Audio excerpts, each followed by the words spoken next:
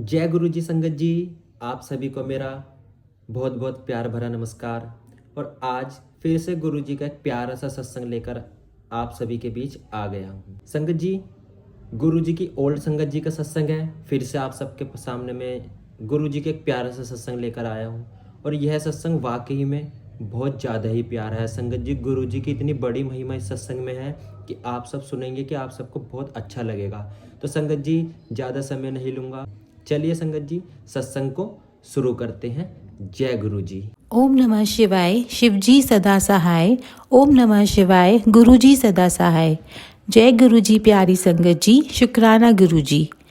संगत जी, आज एक और सत्संग आप सबके सामने ला रहे हैं जो गुरुजी की ही पुरानी संगत जी का है। यह सत्संग कमल अंकल जी का है। अंकल जी कहते हैं, मुझे पहली बार गुरुजी के दर्शन का अवसर जुलाई 2003 में मिला। मेरा पाँव टूट चुका था, जिसकी जल्दी ही शल्य चिकित्सा होने वाली थी। यह शल्य चिकित्सा पहली बार नहीं हो रही थी। गुरुजी के दर्शन से पहले भी मेरी 3 बार शल्य चिकित्सा हो चुकी थी, जो कि असफल रही थी क्योंकि संक्रमण यानी इन्फेक्शन काबू से बाहर हो गया था। लेकिन इस बार मैं गुरुजी के पास आया और शल्य चिकित्सा करवाने की आज्ञा ली। गुरुजी ने आज्ञा दे दी। हमें 2 चिकित्सकों के बीच चुनाव करना था। मैंने गुरुजी से पूछा कि हम किसका चुनाव करें। गुरुजी ने चयन हमारे ऊपर छोड़ दिया और कहा, किसी से भी करवा लो। गुरुजी की आज्ञा से मेरी शल्य चिकित्सा रेवाड़ी, जो हरियाणा में स्थित है, वहाँ के एक अस्पताल में हुई और मुझे 6 महीने तक आराम करने की सलाह दी गई। वह मेरे और मेरे परिवार के लिए अत्यंत आश्चर्यचकित बात थी, क्योंकि शल्य चिकित्सा पूरी तरह कामयाब हुई थी। मैं सामान्य अवस्था में वापस भी आ गया। इस प्रकार से अभी तक जो स्वास्थ्य लाभ पहले 3-4 प्रयासों में भी नहीं मिल पाया था, वह गुरुजी की कृपा से इतनी सहजता से हो गया। इसके कुछ ही दिन बाद मेरे माता पिता मुझ पर विवाह के लिए दबाव देने लगे। मेरे एक मित्र विनोद, जो गुरुजी की ही संगत जी का हिस्सा है, उनको स्वप्न में गुरुजी के दर्शन हुए। उन्होंने देखा कि गुरुजी शिव मंदिर में, जो कि शंकर रोड दिल्ली में है, वहाँ भगवान जी शिव जी के आसन पर विराजमान हैं।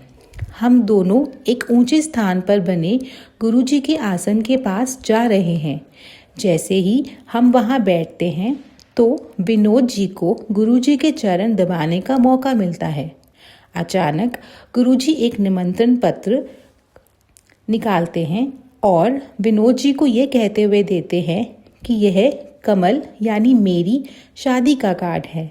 विनोद जी प्रत्युत्तर देते हुए पूछते हैं कि उसकी शादी कब होगी।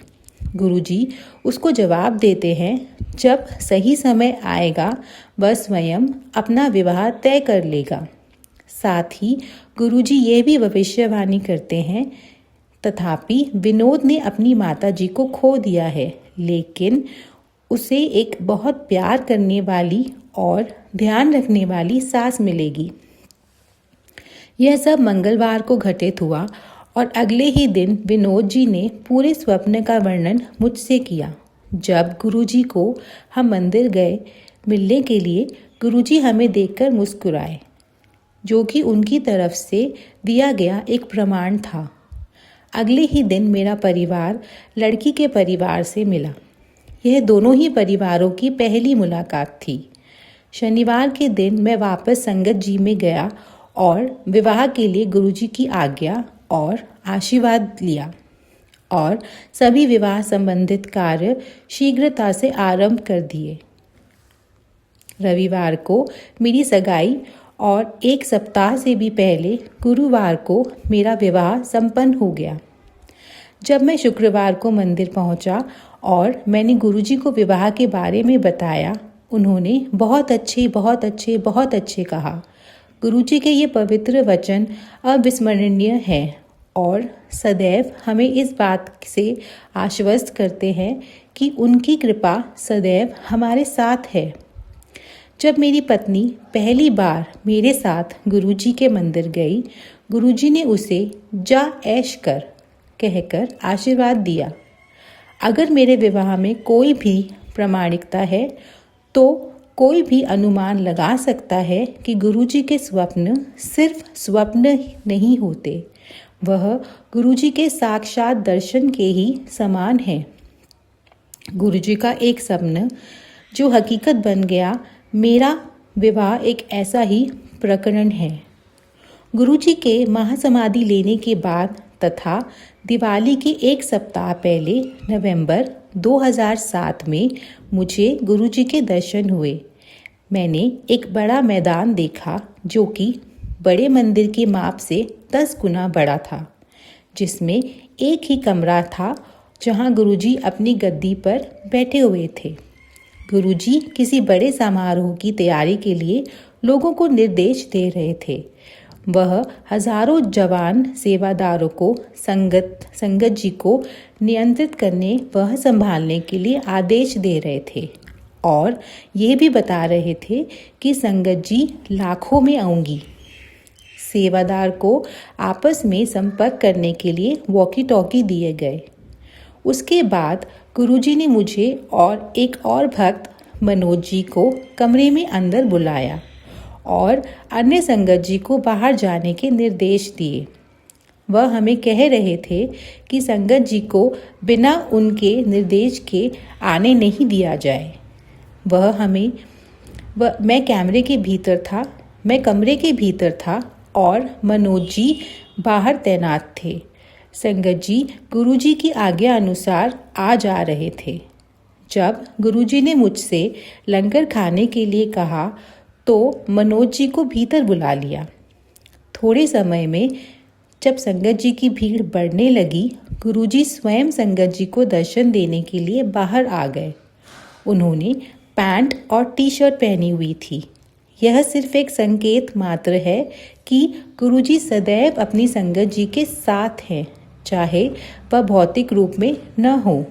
सचमुच गुरुजी एक अंतहीन प्यार का सागर हैं तथा हम बहुत भाग्यशाली हैं कि हमें उनकी चिरकालिक शरण में हैं।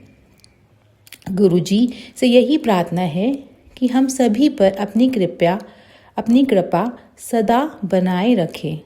जय गुरुजी। कमल अंकल जी का सत्संग यहीं पर समाप्त होता है। जय गुरुजी। शुक्राना गुरुजी।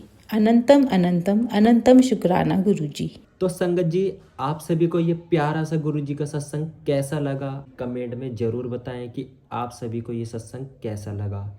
और आंटी जी का भी मैं बहुत बहुत धन्यवाद करना चाहता हूँ जिन्होंने ये सत्संग रिकॉर्ड करके भेजा है। और संगत जी, ऐसे ही अगर आपको रोज़ सत्संग सुनने हैं तो इस चैनल को ज़रूर सब्सक्राइब करें और साथ ही अपना सत्संग भी रिकॉर्ड कर दिए गए व्हाट्सएप नंबर पर ज़रूर भेजें। आप सभी का सत्संग इसी तरह इसी चैनल पर सारी संगत के साथ ज़रूर शेयर किया जाएगा। अब मिलते हैं किसी नेक्स्ट सत्संग में, तब तक के लिए सत्संग को यहीं विराम देते हैं। जय गुरु जी। शुक्राना गुरु जी। जय गुरु जी। संगत जी।